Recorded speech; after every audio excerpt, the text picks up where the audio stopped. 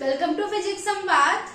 आज का जो हमारा टॉपिक है वो है motion of charge particle in a magnetic field. Motion of charge particle in a magnetic field. आइए इसको समझते हैं सबसे पहले, फिर उसके कुछ केसेस को पढ़ेंगे। ठीक है, तो motion of charge particle in a magnetic field में आप ऑलरेडी पढ़ चुके हैं कि जब कोई चार्ज पार्टिकल, जिसे हम क्यू से रिप्रेजेंट करते हैं, और यदि जो उसका मास है वो m है, ठीक है, कोई भी चार्ज पार्टिकल है जो कि q है और जिसका जो मास है वो m है, ठीक है, तो जब कोई चार्ज पार्टिकल किसी यूनिफॉर्म मैग्नेटिक फील्ड में क्या करता है, एंटर करता है, जिसमें जो मैग्नेटिक फील्ड है B और विथ v वेलोसिटी से क्या कर रहा है, एंगल थीटा बनाते हुए मूव कर रहा है, ठीक है, तो उस पर एक फोर्स एक्ट करेगा जो कि है F is equals to QVB sine theta, जो कि होता है लॉरेंट फोर्स। एक बार फिर से मैं बोल देती हूँ कि जब कोई चार्ज पार्टिकल एक यूनिफॉर्म मैग्नेटिक फील्ड B में v वेलोसिटी के साथ एंगल थीटा बनाते हुए, ठीक है, मूव कर रहा है, तो उस पर एक फोर्स एक्ट करेगा और उस फोर्स का नाम है लॉरेंट फोर्स, जो कि होता है F is equals to QVB sine theta, ठीक है, और इसकी जो डायरेक्शन होती है वो परपेंडिकुलर टू द होती है डायरेक्शन ऑफ मोशन के as well as direction of magnetic field के, ठीक है, और आप ऑलरेडी पढ़ चुके हैं कि इसकी जो डायरेक्शन होती है वो किसके थ्रू पता चलती है, फ्लेमिंग लेफ्ट हैंड रूल या फिर राइट हैंड पाम रूल के थ्रू लॉरेंट फोर्स के डायरेक्शन को पता किया जा सकता है। ओके, तो जो चार्ज पार्टिकल की डायरेक्शन होगी वो motion of perpendicular to the motion of charge particle and magnetic field के डायरेक्शन में होगी। तो यदि परपेंडिकुलर है तो वर्क डन जो होगा फोर्स एक्ट करने पर वो जीरो होगा। तो जब वर्क डन जीरो होगा इसका मतलब क्या है, काइनेटिक एनर्जी भी क्या होगी, जीरो होगी। जब पार्टिकल मूव ही नहीं कर रहा है, फोर्स जो उस पर एक्ट कर रहा है वो जीरो एक्ट कर रहा है, तो उस पर जो काइनेटिक एनर्जी क्या होगी, वो होगी जीरो। अब इसके कुछ केसेस है, आइए इन केसेस को समझते हैं। फर्स्ट वन है आपका बना चार्ज पार्टिकल इज स्टेशनरी। यदि चार्ज पार्टिकल क्या है, स्टेट की पोजीशन में है, जब यूनिफॉर्म मैग्नेटिक फील्ड में एंटर ही नहीं कर रहा है, तो उस पर कोई भी फोर्स एक्ट नहीं करेगा।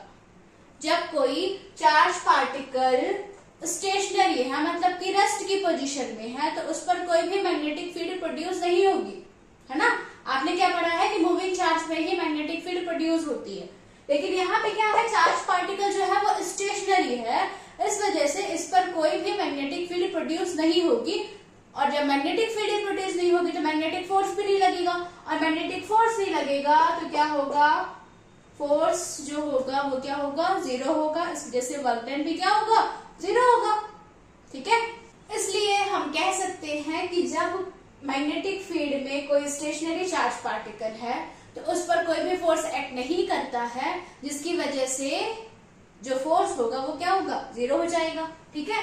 अब यहाँ भी लिख भी सकते हैं कि F B is equal to zero. Velocity क्या है, चार्ज पार्टिकल स्टेशनरी है तो वेलोसिटी उसमें कुछ भी नहीं होगी, मतलब वेलोसिटी इज जीरो, तो एफ इज इक्वल टू क्या हो जाएगा, क्यू वी बी। अब बी की वैल्यू जीरो पुट करेंगे तो एफ इज इक्वल टू क्या हो जाएगा, जीरो हो जाएगा, ठीक है। No force acts on it.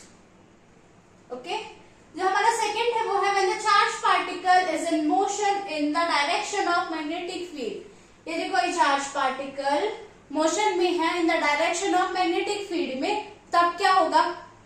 Second case है वो है when the charge particle is in motion in the direction of magnetic field. यदि कोई चार्ज पार्टिकल किसमें है, motion in the direction of magnetic field में है, तो वहां पे जो एंगल बनेगा वो theta is equal to 0 degree का बनेगा, ठीक है। क्या बनेगा, theta is equal to 0 degree का बनेगा। तो यू नो वेरी वेल कि F is equal to QVB sine zero होता है, साइन थीटा होगा। थीटा की वैल्यू यदि आप जीरो रखेंगे तो एफ इज इक्वल टू क्या हो जाएगा, जीरो, मतलब कि कोई भी फोर्स एक्ट नहीं कर रहा है। तो जिस इनिशियल वेलोसिटी से जो पार्टिकल मूव कर रहा था वो एंड तक उसी इनिशियल वेलोसिटी से मूव करता जाएगा, ठीक है, उस पर कोई भी फोर्स एक्ट नहीं करेगा। जो हमारा नेक्स्ट टॉपिक है वो है motion of charge particle in a electric and magnetic field. ठीक है, motion of charge particle in a electric and magnetic field मतलब कि जब कोई चार्ज पार्टिकल दोनों इलेक्ट्रिक एंड मैग्नेटिक फील्ड दोनों में क्या करता है, मूव करता है, तो उस पर कौन सा फोर्स एक्ट करता है, वो फोर्स कौन सा होगा। ठीक है, आइए समझते हैं। जब कोई चार्ज पार्टिकल Q जिसका जो मास है वो m है, एंटर कर रहा है v वेलोसिटी से किसमें, दोनों मैग्नेटिक और इलेक्ट्रिक फील्ड में, तो उस पर जो फोर्स एक्ट करेगा वो होगा F = QE। आपको पता है कि जब कोई चार्ज पार्टिकल इलेक्ट्रिक फील्ड में मूव कर रहा होता है तो उस पर जो फोर्स एक्ट कर रहा होता है F = QE, आपने फर्स्ट चैप्टर में पढ़ा था। ठीक है, तो F = QE प्लस अभी आपने क्या पढ़ा, फोर्थ चैप्टर में ही पढ़ा है कि F = QV क्रॉस B, है ना। यहाँ पे वेक्टर क्वांटिटी हमने ली हुई है QV क्रॉस B। अब यदि आप Q कॉमन कर लेते हो तो Q कॉमन आ जाएगी तो कितना जाएगा, E + B cross B। Force act कर रहा है तो इसकी जो यूनिट होगी वो क्या होगी, वो हो जाएगी न्यूटन। आई होप कि आपको समझ आया होगा। Thank you.